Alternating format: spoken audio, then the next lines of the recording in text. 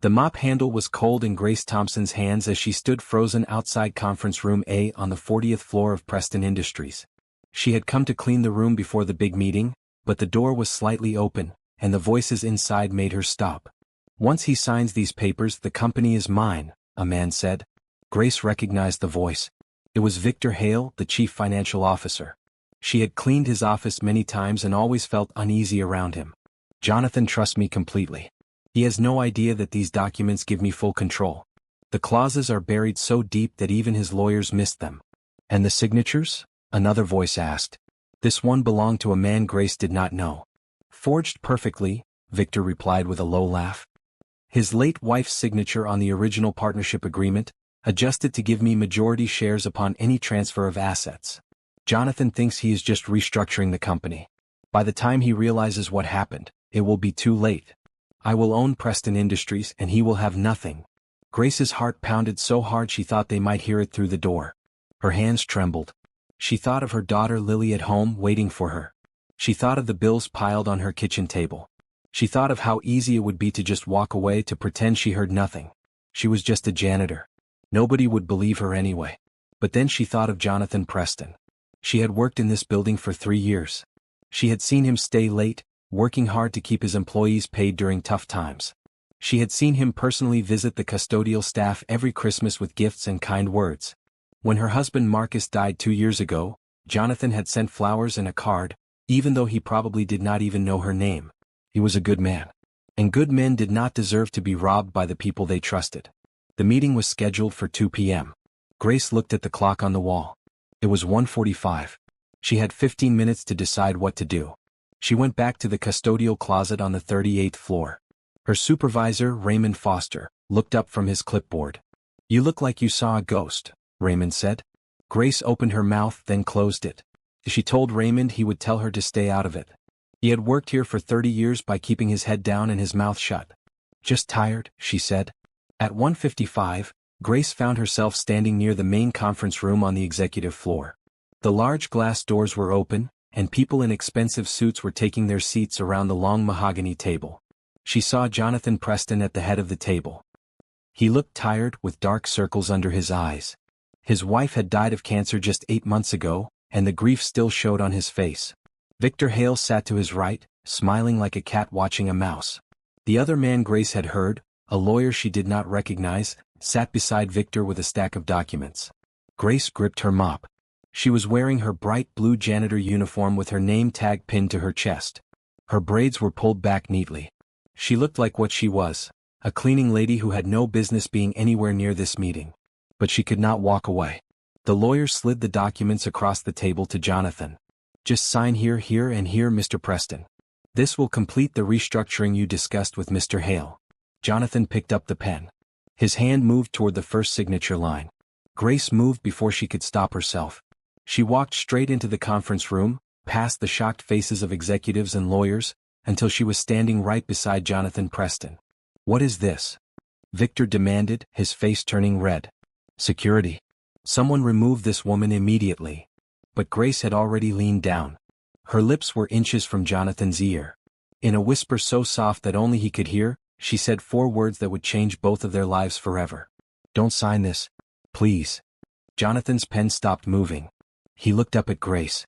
Their eyes met and something passed between them. He saw fear in her eyes, yes. But he also saw something else. Truth. "Everyone out," Jonathan said quietly. "Jonathan, this is ridiculous," Victor sputtered. "She is a janitor. She probably wants money or attention. Just sign the papers and let security deal with her." "I said everyone out." Jonathan's voice was harder now. "Except you," he said, looking at Grace. "You stay." The room emptied slowly. Victor was the last to leave, and the look he gave Grace made her blood run cold. But she stood her ground. She had come too far to run now. When the door closed, Jonathan set down the pen. "You have 1 minute to explain yourself," he said. "And your explanation better be good, because you just interrupted a $50 million deal." Grace took a deep breath. Her whole body was shaking. But she thought of Lily and she thought of doing the right thing, and she found her voice. "Mr. Preston, I know I am just a janitor. I know you have no reason to believe me. But I was outside this room 15 minutes ago, and I heard Mr. Hale talking to that lawyer. He said these documents have hidden clauses. He said your wife's signature was forged. He said once you sign he will own your company and you will have nothing. Jonathan's face went pale. That is a very serious accusation. I know, sir. And I know I could lose my job for this. I could lose everything. Grace's voice cracked. But you were kind to me when my husband died. You did not have to be, but you were. And I could not stand here and watch someone steal from you without at least trying to warn you. If this janitor had stayed silent, a good man would have lost everything. But she risked it all to do what was right. Would you have the courage to speak up even if no one believed you? Tell me in the comments, and if you want to see how this story ends, make sure you subscribe so you do not miss what happens next. Jonathan stared at Grace for a long moment. The silence in the conference room was heavy, broken only by the soft hum of the air conditioning and the distant sounds of the city 40 floors below.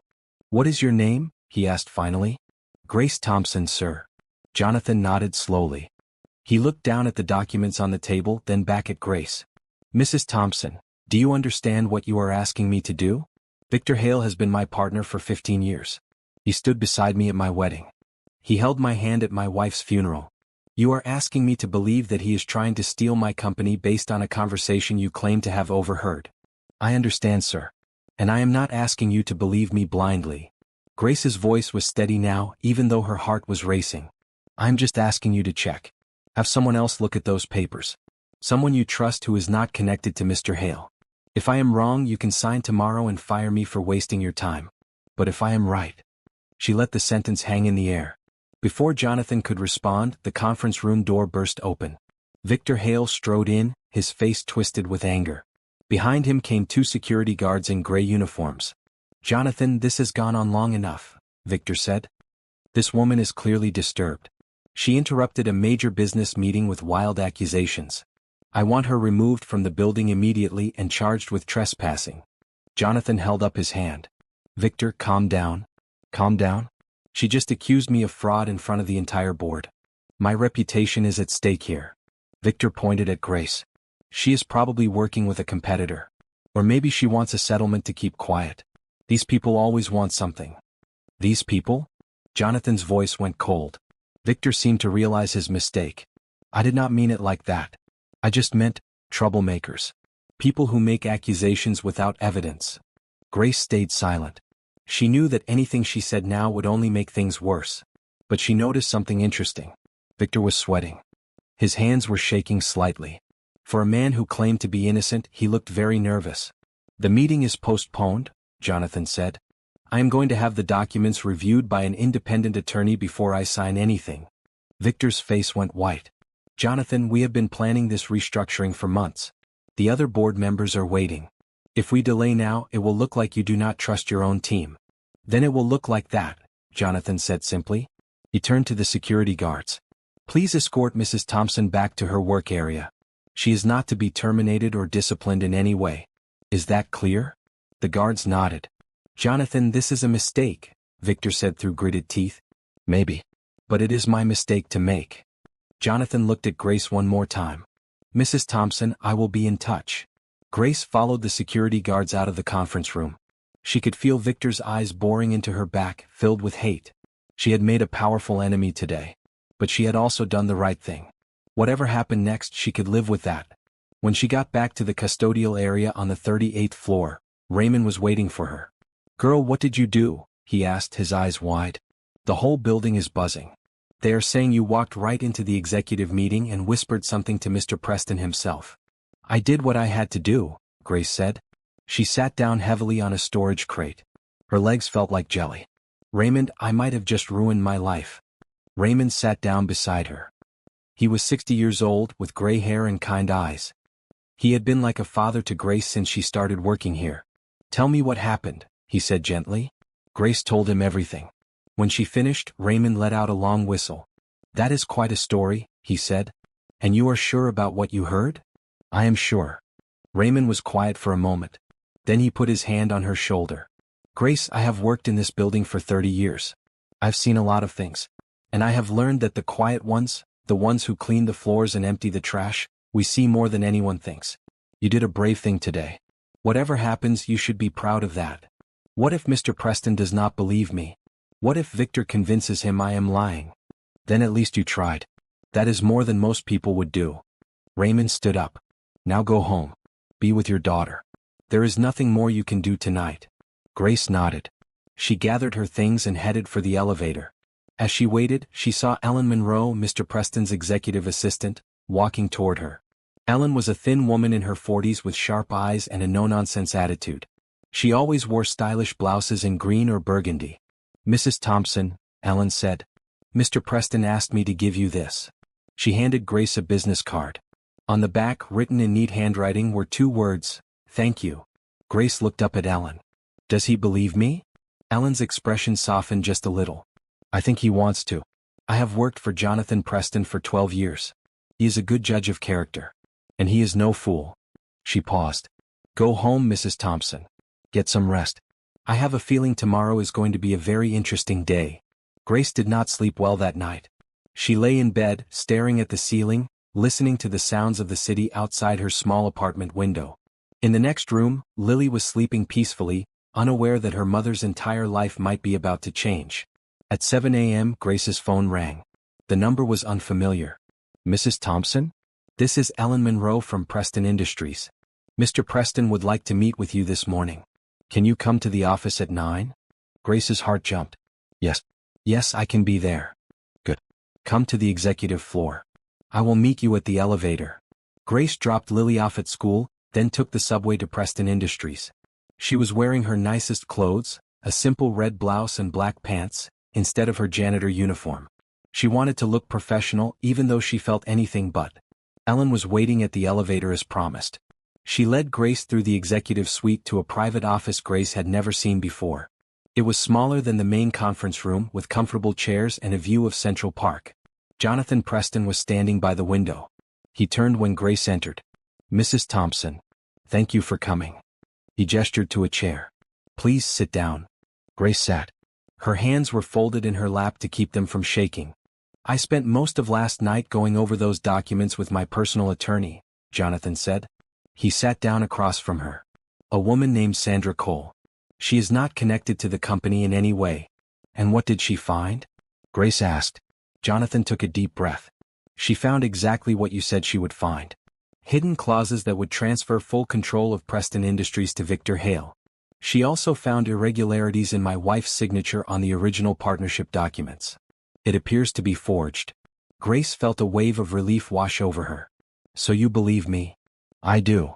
Jonathan's eyes were heavy with sadness. "Victor and I built this company together 20 years ago. He was my best friend. To find out that he has been planning to betray me?" He shook his head. "I still cannot fully believe it. But the evidence is there. What are you going to do?" "Sandra is putting together a case. We need to gather more evidence before we confront Victor.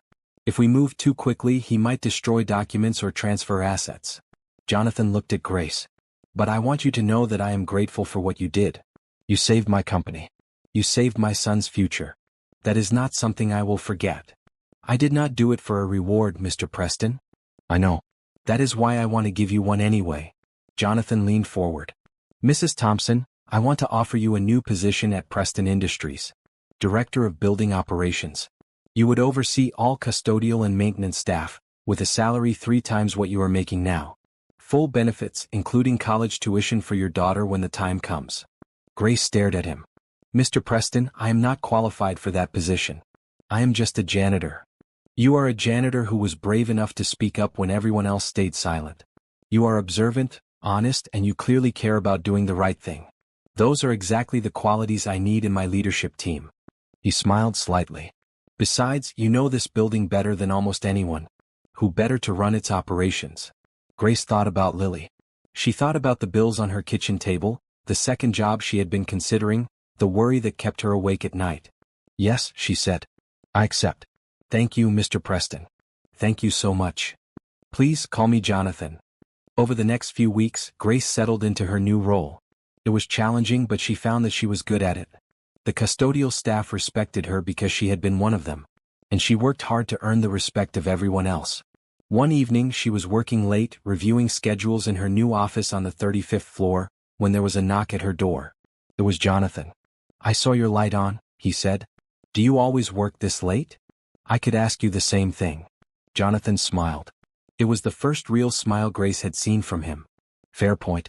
I was actually about to leave. I have to pick up my son from soccer practice. But I wanted to check on you.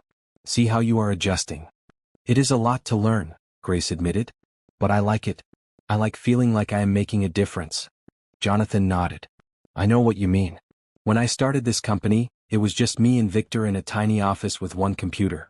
We used to work 20-hour days and eat cold pizza for dinner. Now I have 3,000 employees and an office with a view of Central Park. But sometimes I miss those early days when everything felt simpler. Grace understood. After my husband died, everything felt complicated. Just getting out of bed was hard. But Lily needed me, so I kept going. And slowly things got easier. Not perfect, but easier. How old is your daughter? 8. She is the best thing in my life. My son Michael is 10. He is having a hard time since his mother passed. Jonathan's voice got quieter. I try to be there for him, but I do not always know what to say. Elizabeth was always better at that than me. Maybe you do not need to say anything, Grace said gently. Sometimes children just need to know you are there. That you are not going anywhere. Jonathan looked at her with something like gratitude. You know, you are very easy to talk to, Mrs. Thompson. Grace. Please call me Grace. Grace. He said her name like he was tasting it. Would you like to have dinner with me sometime? Just as friends. I could use a friend right now. Grace thought about it. She thought about how it might look, the janitor having dinner with the CEO. She thought about the gossip, the raised eyebrows. Then she thought about how lonely she had been since Marcus died. How nice it was to talk to someone who understood loss. I would like that, she said. Their first dinner was at a small Italian restaurant in Brooklyn, far from the glittering lights of Manhattan. They talked for 3 hours about everything and nothing.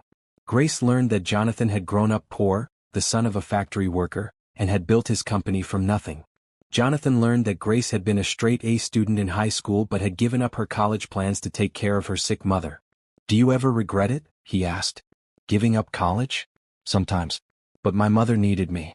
And if I had gone to college, I would not have met Marcus. I would not have Lily. So no, I do not think I would change anything. Jonathan nodded slowly. I used to think I had everything figured out. Big company, beautiful wife, healthy son, nice house. Then Elizabeth got sick and I realized that none of it mattered. The money, the success, the status. All I wanted was more time with her. But you did not get it. No, I did not get it. They sat in comfortable silence for a moment. Grace reached across the table and put her hand on his. I am sorry, Jonathan. I am truly sorry. He did not pull away. Thank you, Grace. For everything. While Grace and Jonathan were growing closer, Sandra Cole was building her case against Victor Hale.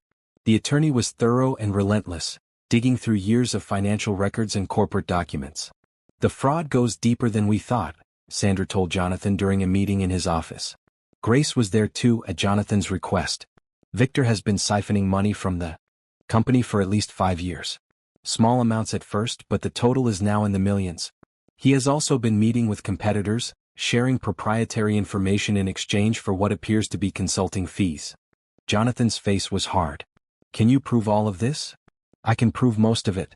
The forged signatures, the hidden clauses, the embezzlement. The corporate espionage is harder to pin down, but we have enough to put him away for a long time. And Daniel Wright? The lawyer who was helping him. He is cooperating with us in exchange for a reduced sentence. He has given us everything we need. Sandra closed her folder. We can move whenever you are ready, Jonathan. The question is, how do you want to handle this? Jonathan was quiet for a long moment. Grace could see the pain on his face. Despite everything, Victor had been his friend for 20 years. This betrayal cut deep. I want to confront him myself, Jonathan said finally. In front of the board. I want him to look me in the eye and admit what he did. That could be risky, Sandra warned. If he feels cornered, he might do something unpredictable. I will be there, Grace said suddenly. Both Jonathan and Sandra looked at her. I started this. I want to be there when it ends. Jonathan nodded. Then it is settled. We will call a board meeting for next Monday. The weekend before the board meeting, Jonathan invited Grace and Lily to his house in Connecticut. His son Michael would be there, and Jonathan thought it might be good for the children to meet. Grace was nervous as they drove up the long driveway. The house was enormous, with white columns and perfectly manicured gardens. It was a far cry from their small apartment in the city. Mommy, is this a castle? Lily asked, her eyes wide. Grace laughed. No, baby. It is just a house. A very big house. Jonathan met them at the door. He was wearing casual clothes, jeans and a green sweater, and he looked more relaxed than Grace had ever seen him. "Welcome," he said. "Michael is in the backyard. He has been excited to meet Lily all week." The children hit it off immediately. Michael showed Lily his treehouse and soon they were running around the yard together, laughing and playing. Grace watched them from the patio, a warm feeling spreading through her chest. "They seem happy," Jonathan said, sitting down beside her. "They do. Lily does not have many friends. We cannot afford the activities that other kids do. Dance classes, soccer leagues, that kind of thing. Michael does not have many friends either. Since Elizabeth died, he has been withdrawn. He spends most of his time alone, reading or playing video games." Jonathan watched his son chase Lily across the lawn. "This is the happiest I have seen him in months." Grace looked at Jonathan. "Maybe they need each other." "Maybe we all need each other," Jonathan said quietly. That evening they had dinner together in the big dining room. The children sat at one end of the table, whispering and giggling. Grace and Jonathan sat at the other end talking about everything and nothing. After dinner, Michael asked if Lily could spend the night. "Can I, Mommy? Please?" Lily begged. Grace looked at Jonathan, who shrugged. "We have plenty of guest rooms. And I think it would be good for Michael." "Okay," Grace said. "But you have to be good." "I will. I promise." Later, after the children were in bed, Jonathan and Grace sat on the back porch, looking up at the stars. The city was far away and the sky was clear and bright. "Grace, I need to tell you something," Jonathan said. Grace felt her heart speed up. "What is it?" "I have not felt this way in a long time. Since Elizabeth, I thought I would never feel anything again. But being with you, talking to you, it is like waking up from a long sleep." He turned to face her. "I care about you, Grace. More than I should probably admit." Grace was quiet for a moment. Then she said, "I care about you too, Jonathan. But I am scared." "Of what?" "Of this. Of us. Our lives are so different. You are a millionaire CEO and I was a janitor. People will talk. Let them talk. I stopped caring what people think a long time ago. The only opinions that matter to me are yours, Michael's and Lily's." He took her hand. "I am not asking for anything more than you are willing to give. I just wanted you to know how I feel." Grace looked at their joined hands. His were soft, hers still rough from years of cleaning. But somehow they fit together perfectly. "I feel the same way," she said. "I just need time. Take all the time you need. I'm not going anywhere." Here they are, two people from completely different worlds, finding hope in each other after loss. Do you believe that love can find us when we least expect it? Drop your thoughts in the comments below. And if you are enjoying this story, subscribe now because the next chapter is where everything changes. Victor Hale knew something was wrong.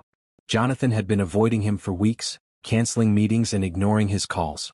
And everywhere Victor went, he saw Grace Thompson, the janitor who had ruined everything. She was not a janitor anymore. She had a fancy office and a new title and apparently unlimited access to Jonathan Preston. Victor had tried to find out what was going on, but even his contacts inside the company were keeping quiet. On Friday afternoon, Victor made a decision. If he could not get to Jonathan, he would get to Grace. He found her leaving the building at the end of the day. She was walking toward the subway station, her mind clearly somewhere else. "Mrs. Thompson," Victor called out. "May I have a word?" Grace stopped. Her body tensed, but she turned to face him. "Mr. Hale. What can I do for you?" Victor walked closer, keeping his voice friendly. "I think we got off on the wrong foot. That day in the conference room I may have overreacted. I want to apologize." Grace's expression did not change. "There is no need to apologize, Mr. Hale. You were protecting your interests. I understand." Good. Victor smiled. "I am glad there are no hard feelings. Actually, I was hoping we could talk privately. There are some things you should know about Jonathan Preston. Things that might change your opinion of him. I appreciate the offer, Mr. Hale, but I am not interested." Victor's smile tightened. "Mrs. Thompson, I am trying to help you. You have gotten yourself mixed up in something you do not understand. Jonathan is using you just like he uses everyone. When he is done with you, he will throw you away like yesterday's garbage." Grace stepped closer to Victor. Her voice was calm but firm. "Mr. Hale, I know exactly what kind of man Jonathan Preston is. I also know exactly what kind of man you are. Now, if you will excuse me, I have a daughter waiting for me at home." She turned and walked away. Victor watched her go, his hands clenched at his sides. The next day Victor tried a different approach.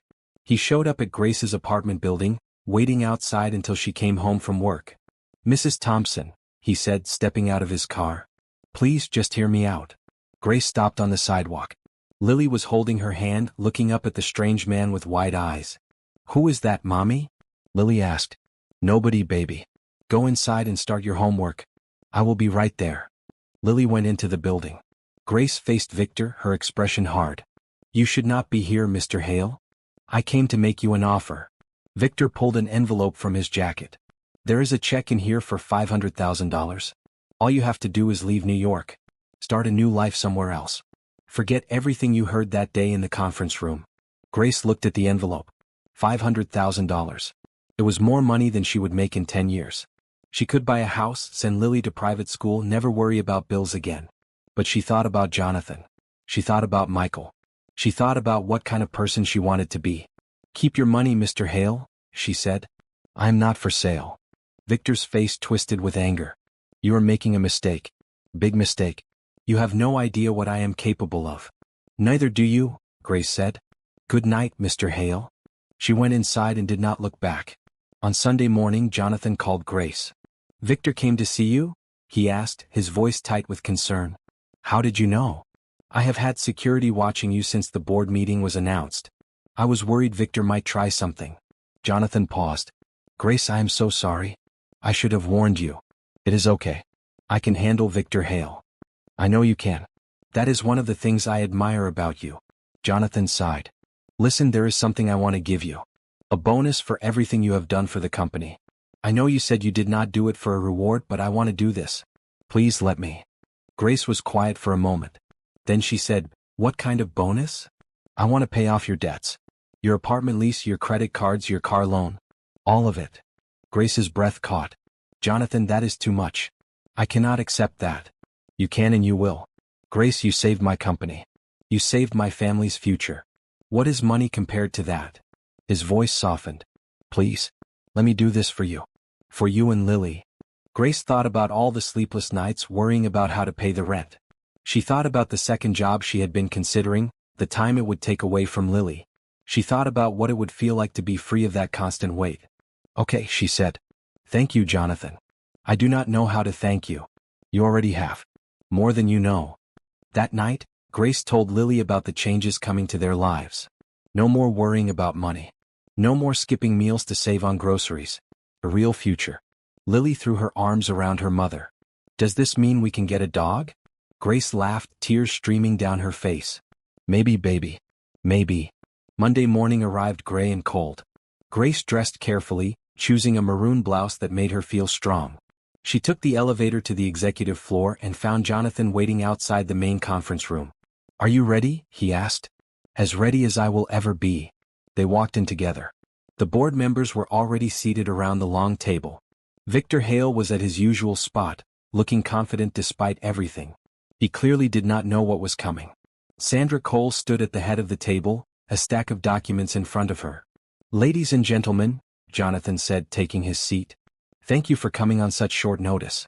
I have asked Sandra Cole to present some findings that require immediate action." Victor's eyes narrowed. "What findings?" "Jonathan, we have not discussed any new business." "No, we have not," Jonathan said calmly. "But I think you know what this is about, Victor." Sandra began her presentation. She walked the board through the evidence methodically, the forged signatures, the hidden clauses, the embezzlement, the meetings with competitors. With each new revelation, Victor's face grew paler. "This is absurd," Victor said when Sandra finished. "These documents are fabricated. Jonathan, you cannot believe this." "I believe the evidence, Victor. The same evidence that Daniel Wright provided when he agreed to cooperate with our investigation." Jonathan's voice was steady but sad. "You are my friend. My partner. I trusted you with everything. Why?" Victor was silent for a long moment. The board members stared at him, waiting. Grace held her breath. Then Victor's shoulders slumped. The fight went out of him. "Because I deserved more," he said quietly. "I built this company just as much as you did. But you always got the credit. You always got the spotlight. I was tired of being second." He looked up at Jonathan. "I am sorry. For what it is worth, I am sorry." "It is not worth much," Jonathan said. "But I accept your apology. Now please gather your things and leave." Security will escort you out. Sandra will be in touch about the legal proceedings. Victor stood slowly. As he walked toward the door, he passed Grace. He stopped and looked at her. You ruined everything, he said. Grace met his gaze. No, Mr. Hale. You ruined everything yourself. I just made sure you did not take anyone else down with you. Victor walked out without another word. 6 months later, spring had come to New York City. The trees in Central Park were blooming, and the air was warm and sweet. Grace stood on the balcony of Jonathan's apartment, looking out at the city she loved. So much had changed since that day in the conference room. Victor had pleaded guilty to fraud and embezzlement and was serving a 10-year sentence. Preston Industries was thriving under honest leadership. And Grace had found something she thought she had lost forever. Penny, for your thoughts? Jonathan said, coming up behind her. Grace smiled. Just thinking about how different my life is now. A year ago, I was mopping floors and worrying about how to pay the electric bill. Now you are the director of building operations at a Fortune 500 company, raising a wonderful daughter, and hopefully considering a very important question. Grace turned around. Jonathan was on one knee, a small velvet box in his hand. Grace Thompson, he said, you are the bravest, kindest, most amazing woman I have ever met. You saved my company with a whisper and my heart with your smile. I cannot imagine spending the rest of my life with anyone else. Will you marry me? Grace looked at the ring. It was beautiful, a simple diamond on a gold band. But it was not the ring that made her heart swell. It was the man holding it. Yes, she said. Yes, Jonathan. I will marry you. He slipped the ring on her finger and stood up to kiss her. Behind them, 2 voices erupted in cheers. She said yes. She said yes. Lily and Michael ran out onto the balcony, jumping up and down with excitement. Does this mean we are going to be brother and sister? Michael asked. It does, Jonathan said, putting his arm around Grace. We're going to be a family. Lily grabbed Michael's hand. I always wanted a big brother. Michael grinned. And I always wanted a little sister. Grace looked at the 3 people she loved most in the world. Her eyes filled with happy tears. You know, she said to Jonathan, if I had not been outside that conference room that day, none of this would have happened. I know, Jonathan said. That is why I believe in fate. You were meant to be there, Grace. You were meant to save me. And I was meant to love you. They stood together on the balcony, watching the sun set over the city. A janitor and a millionaire. A whispered warning and a love that changed everything. Some stories do not have happy endings. But this one does.